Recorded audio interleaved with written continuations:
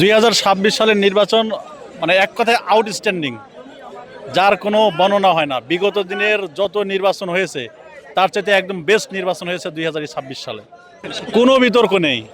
যারা বিতর্ক সৃষ্টি করতেছে তাদের কোনো জনপ্রিয়তা নেই, তাদের কোনো ভোট নেই, তারা জনগণের কাছে যাইতে পারে না। এটা তাদের ব্যর্থতা, নিজেদের ব্যর্থতা স্বীকার করতে পারতেছে না। বিধায় একটি কুচক্রী মহল বাংলাদেশ জাতীয়তাবাদী দল বিএনপির উপর দোষ চাপানোর জন্য চেষ্টা পায় তারা করতেছে।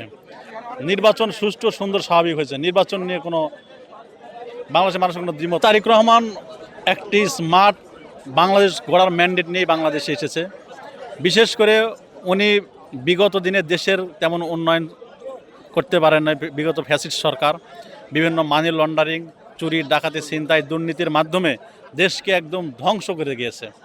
তো এই ভাঙ্গাচোরা দেশকে তারেক রহমান সুন্দরভাবে ঢেলে সাজানোর জন্য তিনি দায়িত্ব নিতে চেয়েছেন এবং তার নেতৃত্বে যে মন্ত্রিসভা গঠিত হবে, মন্ত্রিপরিষদ, প্রতিমন্ত্রী যারা হবেন তারা অবশ্যই সৎ, অনেস্ট, দক্ষ এবং দুর্নীতিমুক্ত মুক্ত বাংলাদেশ গড়ার প্রত্যয় নিয়েই শপথ গ্রহণ করবেন। সাধারণ জনগণ সর্বাত্মকভাবে বাংলাদেশ জাতীয়তাবাদী দল বিএনপির কর্তৃক সমর্থিত ধানের শীষের প্রতীকের যেসব প্রার্থী ছিল সবাইকে দল মত নির্বিশেষে ভোট দিয়ে জয়যুক্ত করেছে। তাদের একটাই চাওয়া, একটাই আশা, তারা একটি ন্যায় ইনসাফের সরকার চায় এবং বাংলাদেশকে উন্নয়নের শিখরে দেখতে চায়। বিগত দিনের মতো দুর্নীতি, ফ্যাসিস্ট, একনায়কতন্ত্র এবং চাঁদাবাজদের আর জায়গা হবে না এই বাংলাদেশে।